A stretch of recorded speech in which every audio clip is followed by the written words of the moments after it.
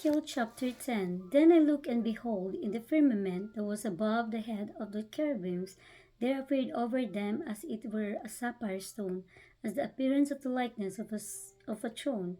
And he spake unto the man clothed with linen, and said, Go in between the wheels, even under the cherub, and fill thine hand with coals of fire from between the cherubim, and scatter them over the city. And he went in my sight. Now the cherubim stood on the right side of the house when the man went in, and the clouds filled the inner court. Then the glory of the Lord went up from the cherub and stood over the threshold of the house, and the house was filled with the cloud, and the court was full of the brightness of the Lord's glory. And the sound of the cherubim's wings was heard even to the outer court, as the voice of the Almighty God when he speaketh. And it came to pass that when he had commanded the man clothed with linen, saying, Take fire from between the wheels, from between the cherubims, then he went in and stood beside the wheels.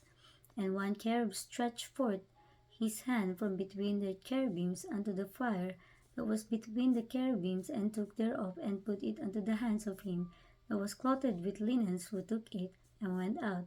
And there appeared in the cherubims the form of a man's hand under their wings. And when I looked, behold, the four wheels by the cherubims, one wheel by one cherub, and another wheel by another cherub. And the appearance of the wheels was as the color of a beryl stone. And as for their appearance, they four had one likeness, as if a wheel had been in the midst of a wheel. When they went upon their four sides. They turned not as they went, but to the place whither the head looked, they followed it. They turned not as they went. And their whole body, and their backs, and their hands, and their wings, and the wheels. Okay, verse 12 again, sorry. And their whole body, and their backs, and their hands, and their wings, and the wheels were full of eyes round about, even the wheels that they four had. As for the wheels, it was cried unto them in my hearing, O wheel, and every one had four faces. The first face was the face of a cherub, and the second face was the face of a man, and the third the face of a lion, and the fourth the face of an eagle. And the cherubims were lifted up. This is the living creature that I saw by the river of Chebar.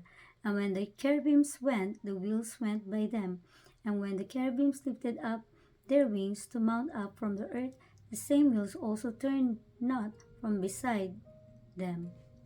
When they stood, these stood, and when they were lifted up, these lifted up themselves also, for the spirit of living creature was in them. Then the glory of the Lord departed from off of the threshold of the house, and stood over the cherubims. And the cherubims lifted up their wings, and mounted up from the earth in my sight.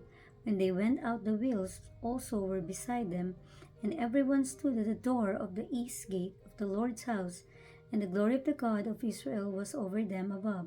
This is the living creature that I saw under the God of Israel by the river of Chebar, and I knew that they were the cherubims.